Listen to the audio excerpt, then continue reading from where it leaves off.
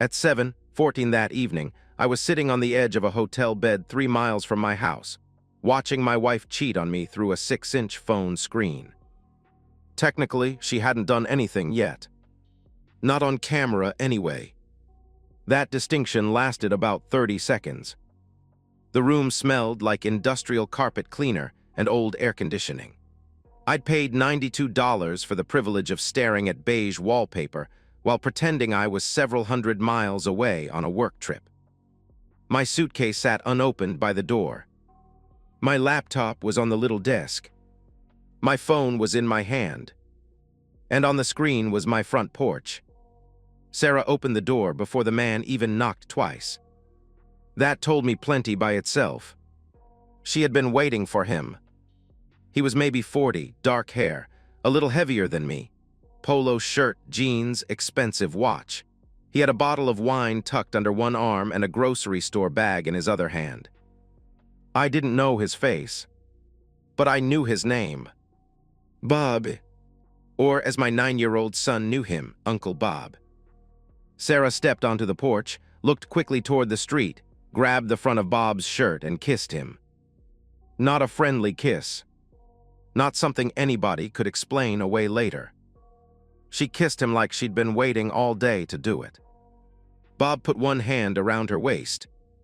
My thumb tightened around the phone. I remember noticing that before I noticed anything else. My hand was squeezing so hard that the case creaked. Then I loosened it. I needed the phone intact. There would be plenty of broken things by the end of the night.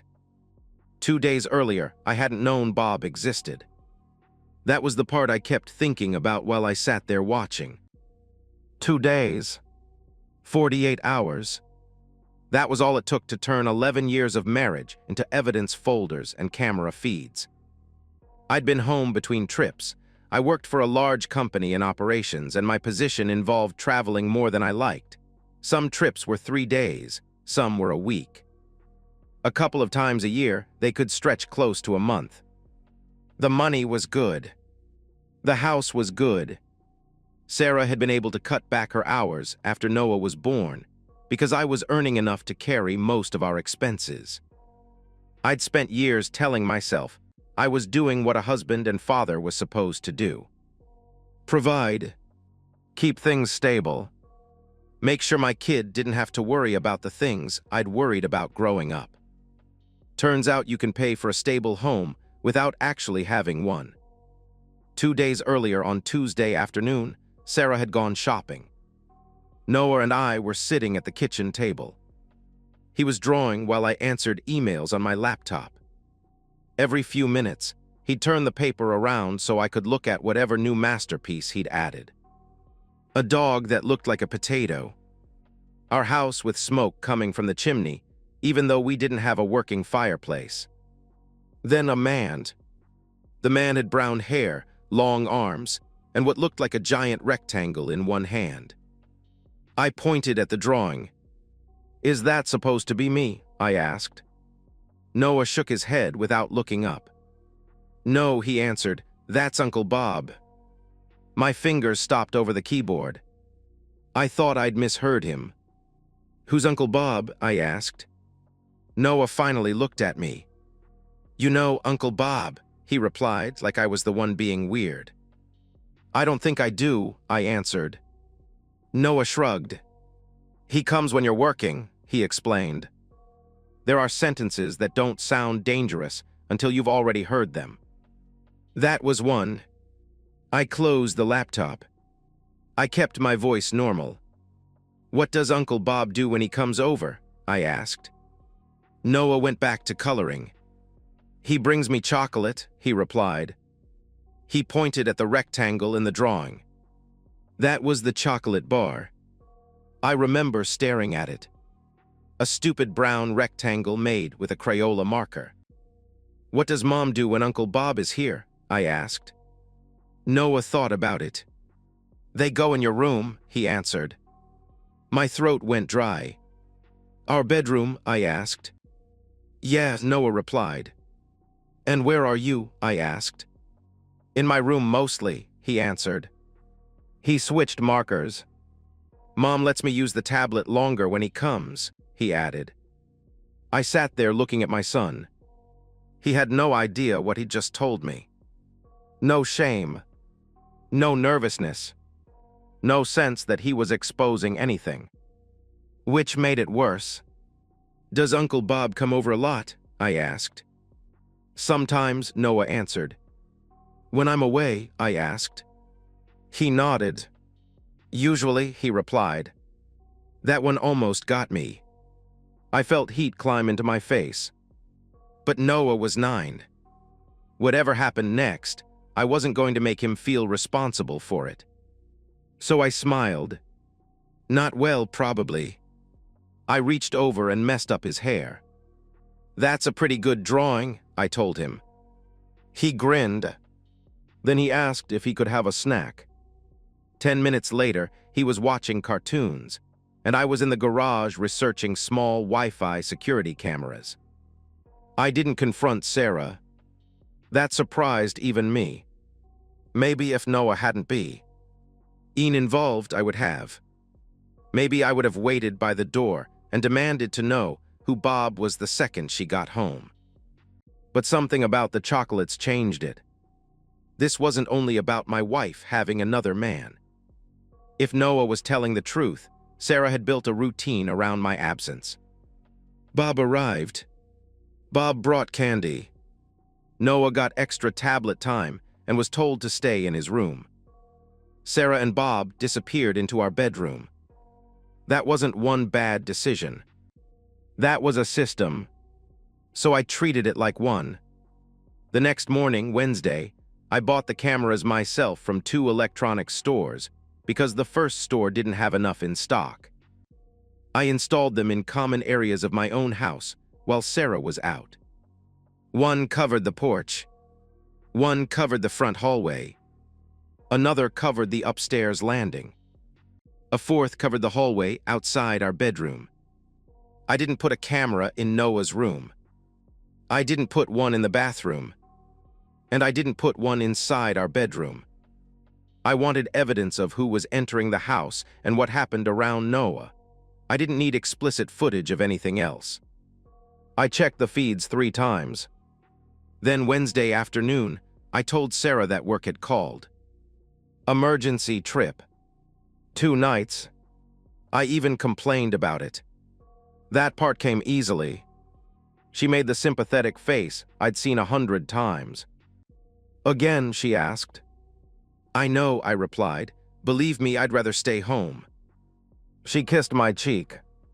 That kiss bothered me more now than Bob's. Because she knew what she was planning. Thursday morning, Sarah and Noah drove me to the airport.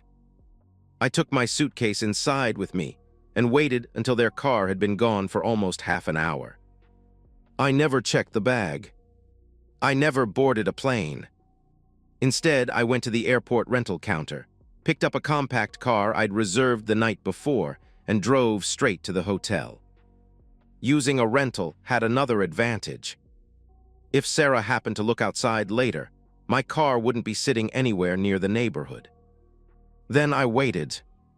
Now hours later, Bob was standing inside my house. Sarah pulled away from him and smiled. I watched the feed without blinking. Then Noah came into view. Bob immediately reached into the grocery bag. He pulled out a large chocolate bar. Noah smiled. Bob handed it to him. There it was. Exactly like the drawing. I felt something inside me settle. Not calm. Nothing close to calm. Certainty. Sarah said something to Noah. The microphone caught most of it. Go upstairs and play on your tablet for a while, okay? She told him. Noah nodded. Bob rubbed the top of his head like they were old friends. That made my stomach turn harder than the kiss had. Because Bob knew my son. He'd done this enough times to have a routine with him. And Sarah had allowed it. Noah walked toward the stairs. Sarah followed him. Bob stayed downstairs, opening the wine. On the upstairs camera, I watched Sarah follow Noah to his bedroom. You can have extra tablet time, she told him. "Just stay in here until I come get you." "Okay," Noah replied. He went inside carrying the chocolate bar and tablet. Sarah pulled the door nearly closed behind him. She didn't lock it.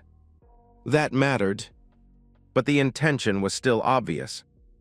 Keep him occupied. Keep him out of the way.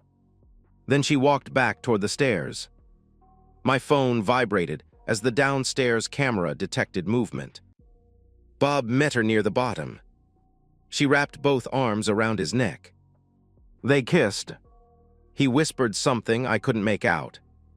Sarah laughed. Then she took him by the hand. She led him upstairs. On the landing camera, I watched them pass Noah's closed door.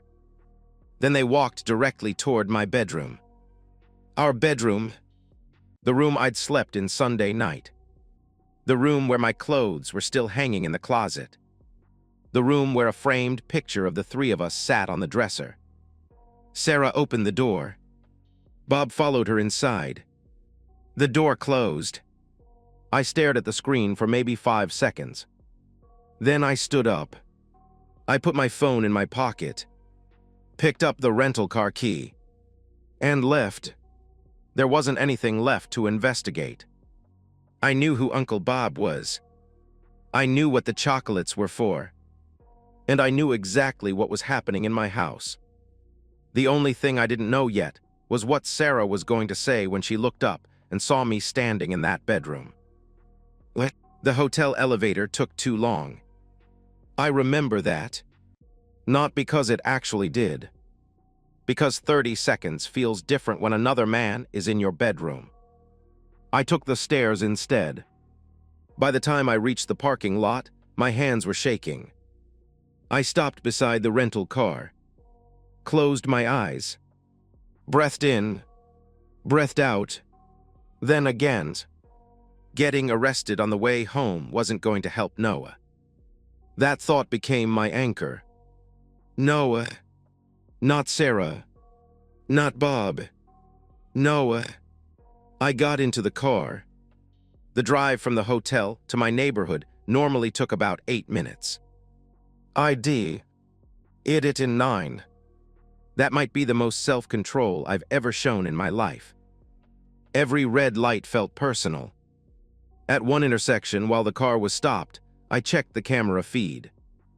The upstairs landing was empty. No movement. Noah's door was still mostly closed. The master bedroom door was shut. I put the phone down before the light changed. Stay smart, I told myself. I wasn't giving myself a speech. I was giving myself an order. My mind kept supplying images I didn't ask for.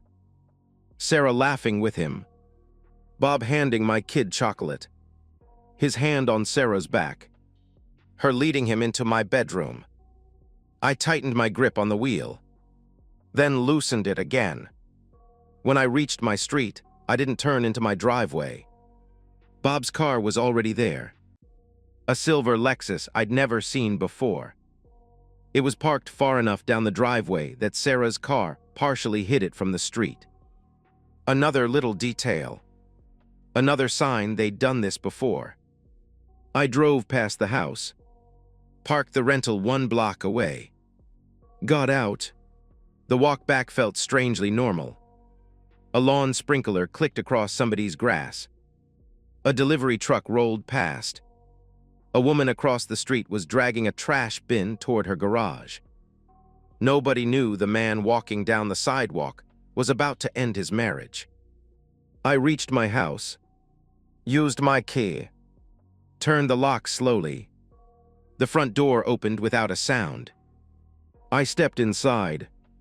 The first thing I saw was the wine bottle on the kitchen counter. 2 glasses beside it. Bob's grocery bag was on the floor. I closed the front door quietly. Then I heard something from upstairs. Muffled voices. A laugh. Then the sound of the bed shifting. My bed. I stood at the bottom of the stairs. For 1 second, rage hit me so hard I felt dizzy. I put my hand on the railing. No, I climbed, one step at a time. I passed my son's room first. The door was nearly shut.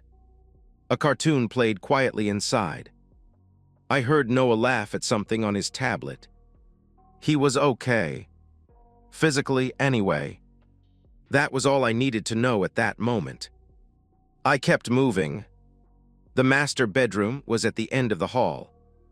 The closer I got, the clearer the sounds became.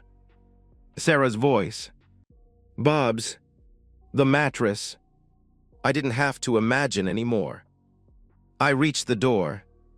My hand closed around the knob. For 11 years, I'd opened that door without thinking. That night, I knew once I turned it, I could never go back to being the man who didn't know. Good. I turned the handle and pushed the door wide open. For about half a second, nobody moved. That's the part people leave out when they describe moments like this. There's always a pause. Your brain sees something before it fully catches up. Mine caught up fast. Sarah was on our bed. Bob was beside her. Neither of them had clothes on. The comforter was bunched around their legs. My pillow was on the floor. The framed photograph of Sarah, Noah, and me was still sitting on the dresser 10 feet away. That detail nearly made me laugh. Not because anything was funny.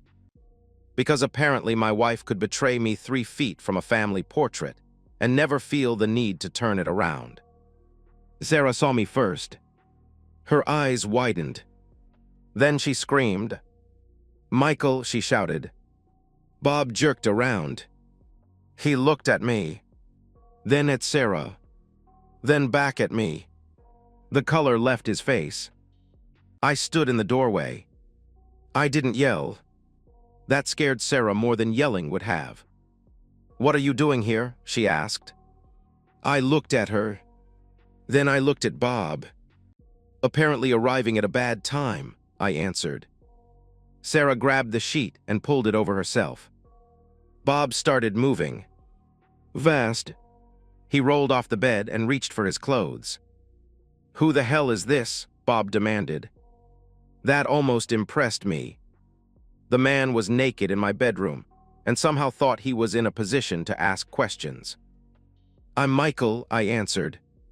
He froze. Recognition hit him immediately. Sarah had clearly talked about me. Bob looked toward the bedroom door. I was still standing in it. "Move," he ordered.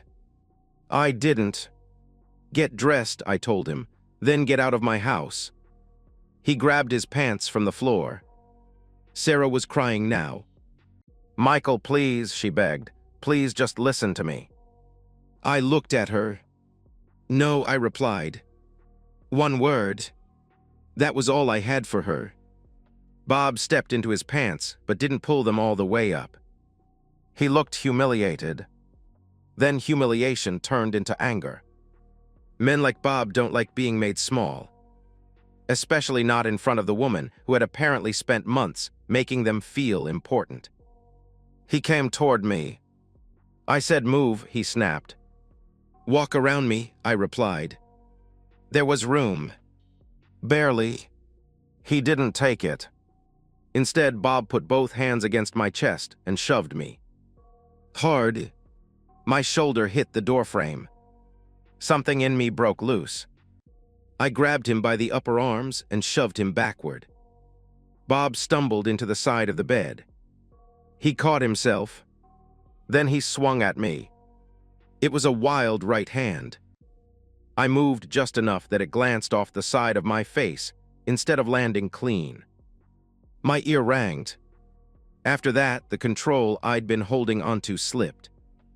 I hit him once. A short punch to the mouth. His head snapped back. He staggered against the dresser. There was blood on his lip. Not much. Enough to shock him. He tried coming forward again. I shoved him hard. He went sideways into the dresser, knocked over a lamp and dropped to one knee. I stepped toward him. Bob raised his hands. I hit him once more before I caught myself. 2 punches. That was it. 2 more than I should have thrown. Probably 2 fewer than I wanted to. I grabbed his shirt from the floor and threw it at him. "Get out," I told him. My voice didn't sound like mine. Bob stared up at me. The aggression was gone. Completely. Now he just looked scared. He reached for his pants. I stepped forward. He flinched. That should have been the end. It almost was. Then Bob looked at me and muttered, "You're insane." I grabbed the front of his shirt. Sarah jumped off the bed with the sheet wrapped around herself. "Stop," she screamed. She grabbed my arm. "Michael, stop," she shouted again. Her pulling me back gave Bob enough room to twist away. He grabbed his shirt and one shoe from the floor. He didn't bother with socks. He ran, barefoot on one side, one shoe in his hand, pants barely fastened. He pushed past me, stumbled into the hallway, and disappeared toward the stairs. I heard the front door slam less than 10 seconds later. I didn't chase him. That mattered. Every part of me wanted to. But Noah was 20 feet away. And Bob wasn't worth losing my son over. I stood there breathing hard. My hands were shaking again. My ear still rang from the punch. My knuckles hurt. Sarah backed away from me. She was staring like she'd never seen me before. Maybe she hadn't.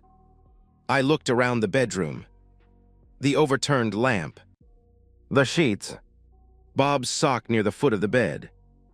His other shoe beside the dresser. He had left half his dignity and most of his footwear behind. Normally, I might have found that funny. That night, I didn't. I sat in the small chair near the closet. For maybe 20 seconds, neither of us spoke. My pulse slowly came down. Sarah started crying harder. "Michael," she whispered. I looked at her. "You have 5 minutes to get dressed," I told her. Her mouth fell open. "What?" she asked. "Get dressed," I repeated. "Can we please talk?" she asked. "No," I answered. "You don't understand," she replied. That sentence got my attention. I looked directly at her. "I don't understand," I asked. Sarah pulled the sheet tighter around herself. "I mean, this isn't what you think," she said. I laughed once. It came out ugly. "What exactly do I think, Sarah?" I asked. She opened her mouth. Nothing came out. I stood. Because from where I'm standing, I came home and found my wife naked in our bed with another man, I said. Sarah looked down. "It wasn't supposed to happen like this," she replied. "That's comforting," I answered. "Michael, please," she said. She started getting dressed. Her hands were shaking so badly, she struggled with the buttons on her blouse. I watched her. She kept talking. "It only started recently," she said. There it was. First lie. I said nothing. "I've been lonely," she continued. "You're gone all the time." Second move. "Blame me. You don't know what it's like being here by myself," she said. I looked toward the hallway. "No," I replied. "You're not by yourself. We have a son." "I know that," she answered. "Do you?" I asked. She looked up sharply. "Don't do that," she snapped. "Do what?" I asked. "Don't make me sound like a bad mother because I made a mistake," she replied. A mistake. I let that word sit there. Then I pulled out my phone. Sarah stared at it. "This wasn't a mistake," I told her. "Yes, it was," she insisted. "How long?" I asked. She looked away. "A few weeks," she answered. "Try again," I said. "Michael," she replied. "How long?" I repeated. She started crying again. "I don't know, a couple of months," she answered. I nodded. Try again, I said. Her face changed. Now she was studying me, trying to figure out what I knew. That was the moment she finally understood she wasn't managing the conversation. Why are you saying that? She asked. I unlocked my phone. You know what Noah drew for me Tuesday? I asked. Sarah stopped breathing for a second. I saw it. Tiny reaction. But it was there. He drew a man holding a chocolate bar, I continued. Her face went pale. He told me it was Uncle Bob, I said. Michael, he's 9, Sarah replied quickly. Kids say things. He said Uncle Bob comes over when I'm away, I continued. Sarah shook her head. He misunderstood, she insisted. He said Bob gives him chocolate, I replied. She said nothing. He said, you give him extra tablet time, tell him to stay in his room, and then you and Uncle Bob go into our bedroom, I said. Sarah sat on the edge of the bed. It was like her legs stopped working. I stared at her. So don't stand there and tell me a few weeks, I told her. She covered her face. Jesus Christ, she whispered. No, I replied, don't do that either. Sarah looked at me. What? She asked. Don't act shocked that the kid you made part of your routine noticed the routine, I answered. I didn't make him part of anything, she protested. Bob walked through my front door tonight carrying wine for you and chocolate for my son, I said. Sarah shook her head again. It wasn't like that, she replied. I watched it, I answered. Her eyes widened. I held up my phone. I watched him arrive, I said. Sarah stared at me. I watched you kiss him on the porch, I continued. Her mouth opened. Nothing came out. I watched him hand Noah the chocolate, I said. Still nothing. I watched you send our son upstairs with a tablet and tell him to stay in his room, I continued. Then I watched you lead Bob into our bedroom. How? Sarah finally asked. Doesn't matter, I replied. You recorded me, she asked. I put cameras in the common areas of my own house after our son told me a man I didn't know had been coming here when I was away, I answered. Her expression changed again. Fear now. Not fear of me. Fear of consequences. Michael, you can't show that to anyone, she said. That was the first thing she worried about. Not Noah. Not me. Not our marriage. The video. I looked at her for a long second. Then I walked to the closet. I pulled out the largest suitcase we owned. Dropped it on the bed. Sarah stood up. What are you doing? She asked. Packing, I answered. Where are you going? She asked. I'm not, I replied. She stared at me. Then she understood. No, she said. I opened the suitcase. Yes, I answered. This is my house too, she replied. We can let lawyers sort out the house and property, I told her. Tonight you're going somewhere else. You can't just throw me out permanently, she said. I'm not pretending I can, I answered. I'm telling you we're not staying under the same roof tonight. She stepped in front of me. Michael, please, she begged. We have to think about Noah. That one almost made me lose control again. I stopped folding her clothes. I looked at her. We are finally going to think about Noah, I said. Sarah flinched. I love him, she replied. I'm sure you do, I answered. Don't say it like that, she said. Then tell me how many times you told him to stay in his room with candy and a tablet so Bob could come over, I replied. Sarah started crying. I never hurt him, she said. You made him part of your affair routine, I answered. No, I didn't, she insisted. He knew when Bob came over he got chocolate and extra screen time, I said. That's how normal you made this for him. She covered her mouth. I continued packing. Shirts, jeans, underwear, whatever I could reach. Sarah followed me around the room. "It wasn't like that," she repeated. "You keep saying that," I replied. "Because you're making it sound horrible," she said. I stopped. "It is horrible," I answered. Sarah cried harder. "I was lonely," she said. "So divorce me," I replied. "I didn't want a divorce," she answered. "Clearly," I said, "you wanted my life and Bob on the side." "That's not fair," she replied. That actually made me smile.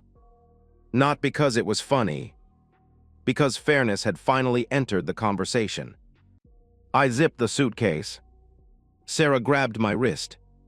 "Please don't do this," she begged. I pulled my arm free. "We can go to counseling," she said quickly. "I'll never see him again." "No," I replied. "I'll stop talking to him," she said. "No," I answered. "I swear," she insisted. "No," I repeated. "Think about Noah," she begged. "I am," I answered. She broke then. Actually broke. Her knees gave a little, and she sat down on the bed crying into both hands. I didn't enjoy it. I thought I would. Sitting in that hotel room, I'd imagined catching her. I imagined satisfaction. There wasn't any. Mostly I felt tired. Tired and disgusted. I picked up my phone again. Sarah looked through her fingers. "Who are you calling?" she asked. I scrolled through my contacts. "Your parents," I answered. She stood so fast she nearly tripped. "No," she said. I hit the call button. "Michael, don't," she begged. Her voice changed. Pure panic. "Please don't call them," she said. I lifted the phone to my ear. Sarah reached for it. I stepped away. Her father's voice answered on the third ring. "Michael?" Frank asked. I kept my eyes on Sarah. "Yeah," I replied. "I need you and Linda to come to the house." "What?" Sarah's father asked what was wrong. "I'll explain when you get here," I told him. "Is Noah okay?" Frank asked immediately. "He's safe," I answered. That was enough to get them moving. They lived about 20 minutes away. Sarah spent those 20 minutes trying everything. First came anger. "You had no right to call them," she snapped. I ignored that and continued packing a second bag with toiletries. Then came bargaining. "Give me one night," she pleaded. "I'll sleep downstairs, we'll talk tomorrow." "No," I replied. Then came fear. "My father has heart problems," she said. "You know how upset he's going to get." "You should have considered that before tonight," I answered. Then she tried taking my phone. I moved it out of reach. "Delete the videos," she demanded. "No," I replied. "Michael, please," she said. "You already know, what do you need them for?" "My lawyer," I answered. She went quiet. That was when divorce became real to her. Until then, I think some part of Sarah still believed this was a fight. A terrible fight. Maybe the worst we'd ever had. But still something she could talk her way out of eventually. The word lawyer killed that idea. 23 minutes after my call, headlights hit the front windows. Sarah looked toward the driveway. "No," she whispered. The doorbell rang. I went downstairs. Sarah followed. Before opening the door, I checked on Noah. His bedroom door was open now. He was sitting on his bed, holding his tablet. He looked worried. "Everything okay, Dad?" he asked. I forced my voice back to normal. "Grandma and Grandpa are here," I told him. "Stay up here for a few minutes, okay?" "Are you and Mom fighting?" he asked. I hated that question. "We're dealing with something," I answered. "You're not in trouble." Noah nodded slowly. I went downstairs. Sarah's parents were waiting at the front door when I opened it. Her father, Frank, looked annoyed more than worried. Linda looked frightened. "What's happened?" Linda asked. I stepped aside. Sarah stood near the kitchen. Her eyes were red. Her hair was still messy. Frank looked at her, then at me. "What the hell is going on?" he asked. I didn't make a speech. I didn't need one. "Sarah has been having an affair in this house while I've been traveling," I told them. Linda put one hand over her mouth. Frank frowned. "What?" he asked. Sarah stepped forward immediately. "Dad, please," she said. "It's complicated." "It's not," I replied. "Michael," Sarah snapped. Frank looked between us. "Who is he?" Frank asked. "A man named Bob," I answered. Frank stared at Sarah. She looked at the floor. I pulled out my phone. Sarah moved toward me. "Don't," she pleaded. Frank turned sharply toward her. "Sarah, stop," he said. That froze her. I opened the porch footage. I didn't have anything recorded inside the bedroom. I didn't need it. I showed Bob walking toward my door. Wine under his arm. Chocolate in his hand. I showed Sarah answering. I showed her kissing him. Linda started crying. Frank's jaw tightened. Then I showed Bob handing the candy to Noah. Sarah lowered her voice. "Please, Michael," she whispered. I kept going. I showed Sarah leading Noah upstairs. Then I played the audio of her telling him he could have extra tablet time and should stay in his room until she came back. I showed Sarah returning downstairs. I showed her taking Bob's hand. Then the upstairs camera showed the two of them walking past Noah's room and entering our bedroom together. I stopped the video there. Nobody spoke. Frank looked at his daughter. His expression was worse than anger. It was disgust. "You did this with Noah in the house?" he asked. Sarah started crying. "It wasn't what it looks like," she replied. Frank actually laughed. "Don't insult me," he said. Linda sat down at the kitchen table. "Oh, Sarah," she whispered. Sarah turned toward her mother. "Mom, please," she begged. Linda wouldn't look at her. I set Sarah's suitcase beside the front door. Then I placed the second bag beside it. Frank noticed. I looked at him. "She needs somewhere else to stay tonight," I said. "Can she stay with you?" Frank looked at Sarah. "Yes," he answered. Sarah spun toward me. "No," she said. "I'm not spending tonight under the same roof with you," I replied. "You can't make me leave my own house," she said. "We can have the lawyers deal with occupancy and property properly," I answered. "I'm asking you to leave tonight before this gets worse." Sarah stared at me. "This is my home," she said. "And Noah needs one calm house tonight," I replied. Frank stepped in. "Sarah, get your bags," he told her.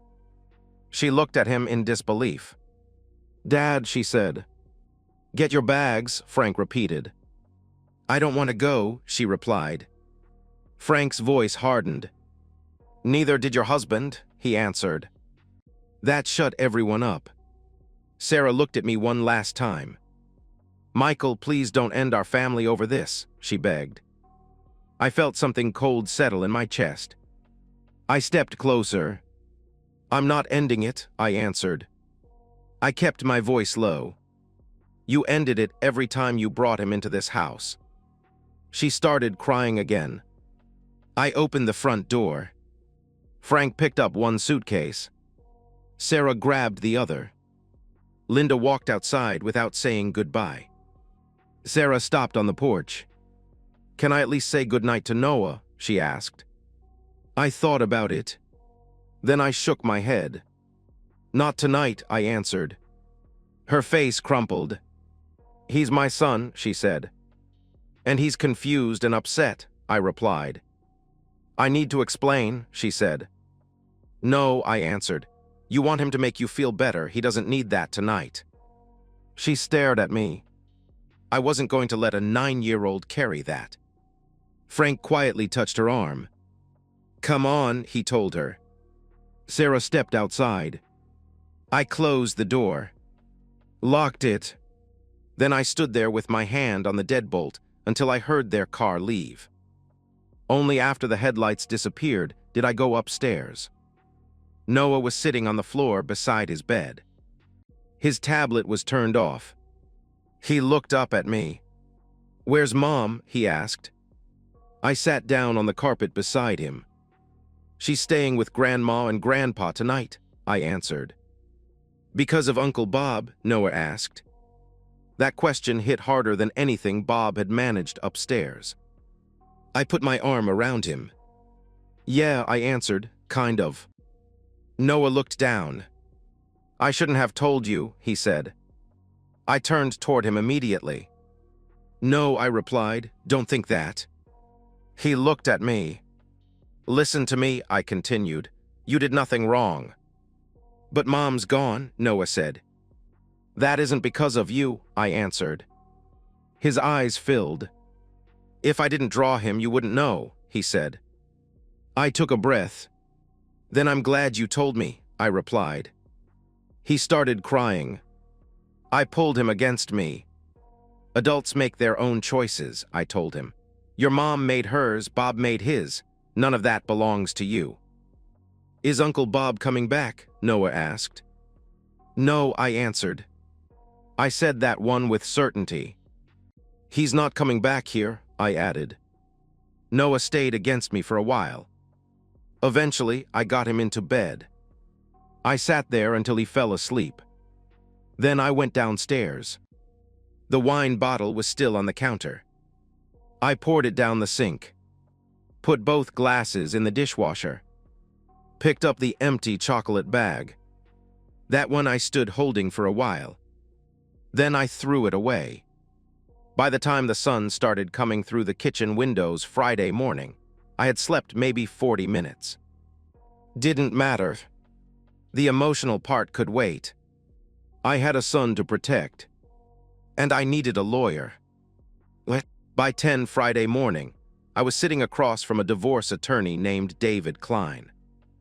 David was in his early 50s. Perfect suit, perfect office, the kind of conference table that looked more expensive than my first car. He listened without interrupting while I explained everything. Noah's drawing, Uncle Bob, the chocolate, the cameras, the fake trip, the hotel, the footage, the bedroom, even the fight. I didn't hide that part. Bob shoved me first. Bob swung first. I hit him twice. David wrote it all down.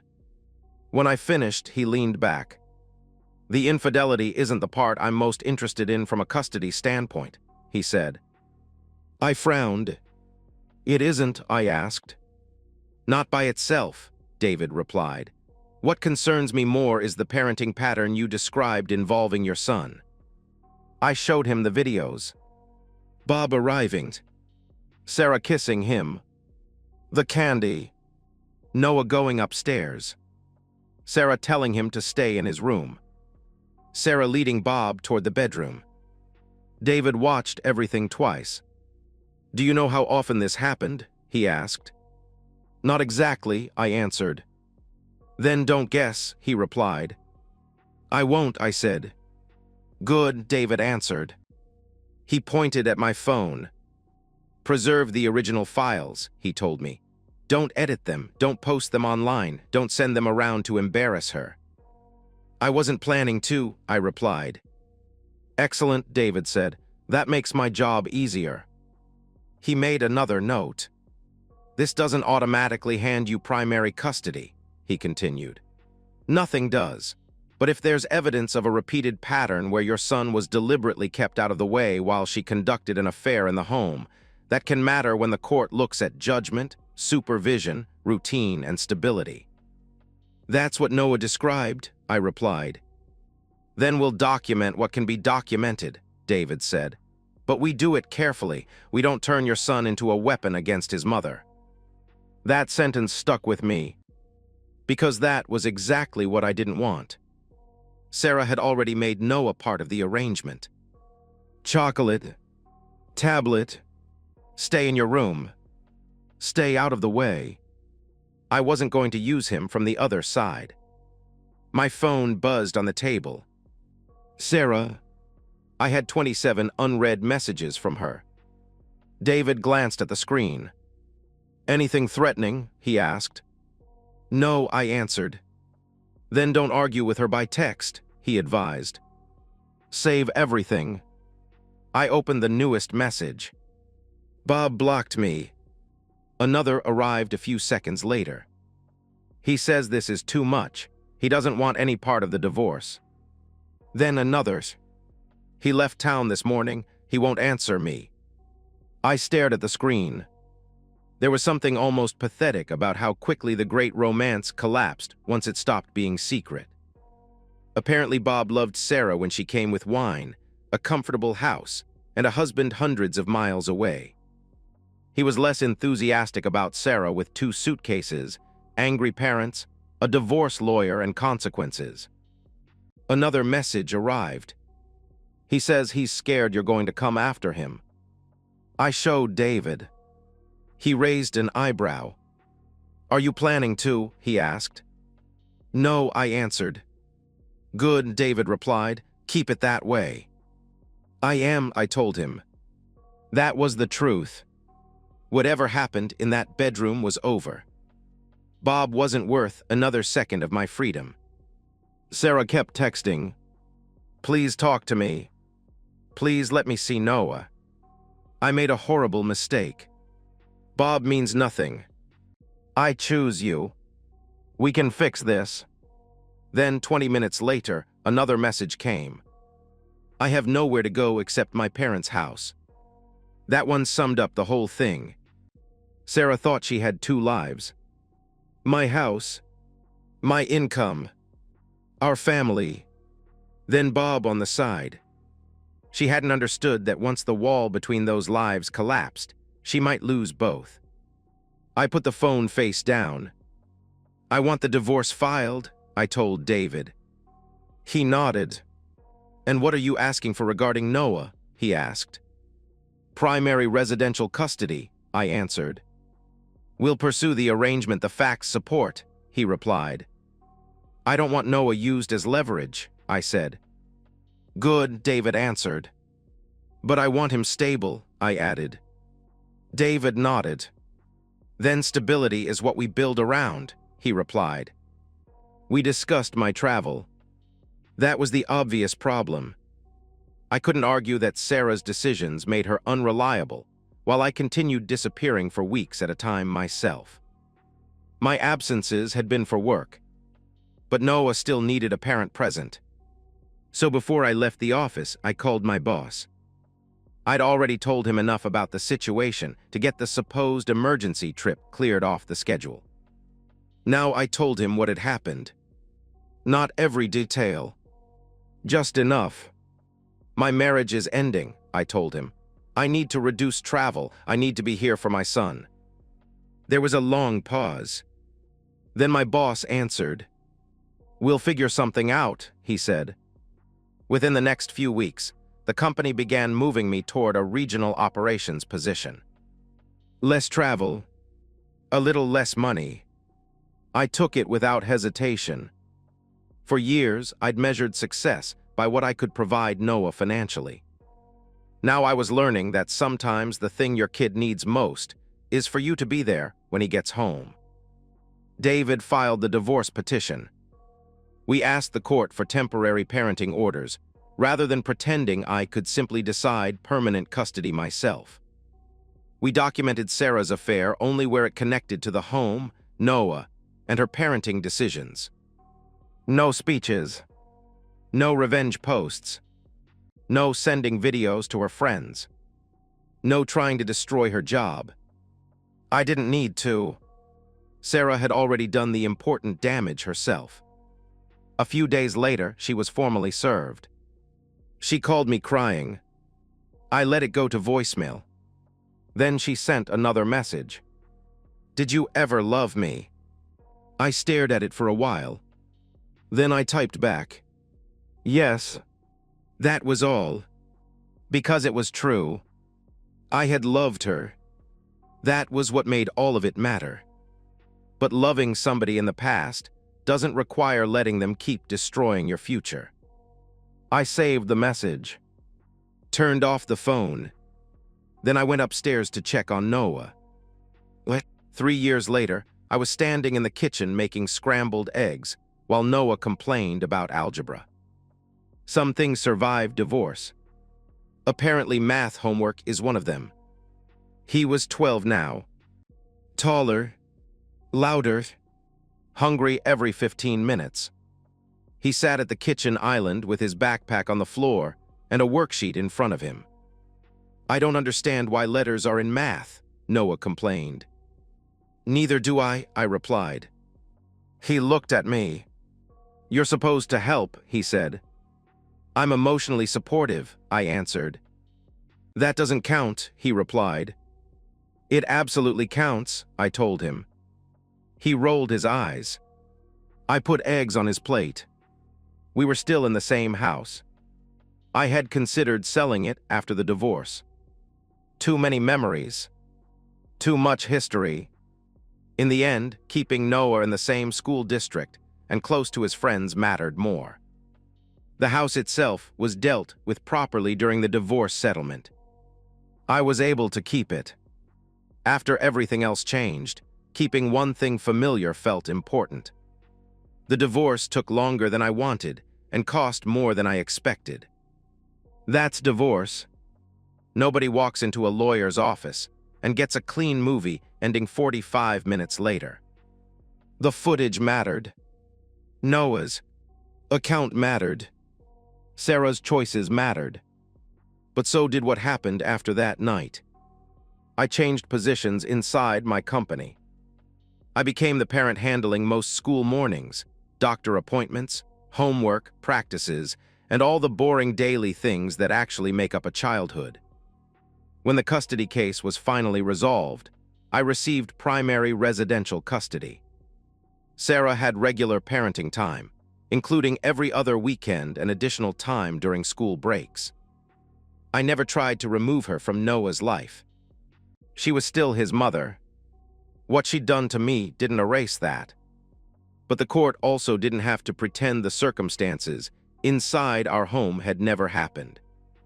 Sarah eventually moved into a small apartment about 20 minutes away. She and Bob never got back together. As far as I knew, Bob stayed gone. I never looked for him. I never contacted him. I had no reason to. Sarah remained single, at least as far as I knew. Her relationship with Frank and Linda never completely recovered. They loved her. Of course they did. She was their daughter. But they'd seen the footage. They knew she'd been bringing another man into the family home while Noah was there. There are some things you can't unknow. Sarah and I kept communication about Noah short and practical. School, pickups, medical appointments, sports. No late-night conversations about what might have been. No reconciliation attempts. That door was closed. One morning, I watched Noah grab his backpack and run toward the front door. "Bus," he shouted. "You forgot your lunch," I called after him. He ran back into the kitchen. "I was coming back for it," he replied. "Sure you were," I answered. He grabbed the lunch bag. Then he stopped. "Love you, Dad," he said. "Love you too," I replied. He ran outside. I stood at the window and watched him head toward the corner. 3 years earlier, I'd thought my travel schedule was what kept our family secure. Sarah thought that same travel made me easy to fool. She built an entire second life inside the space I left behind. And she made our son part of the routine without understanding what she was doing. Give him chocolate.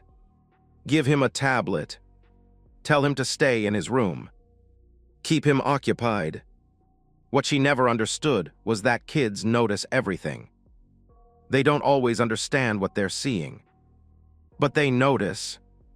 Noah didn't expose his mother because he wanted revenge. He drew a picture. That was it. A man with brown hair. A chocolate bar in his hand. Uncle Bob. That innocent little drawing ended my marriage. But it also saved me from spending another 10 years inside a lie.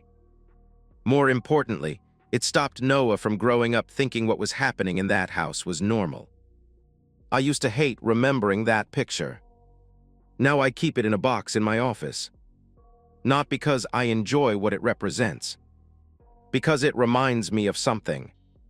The truth didn't begin with cameras. It didn't begin with lawyers.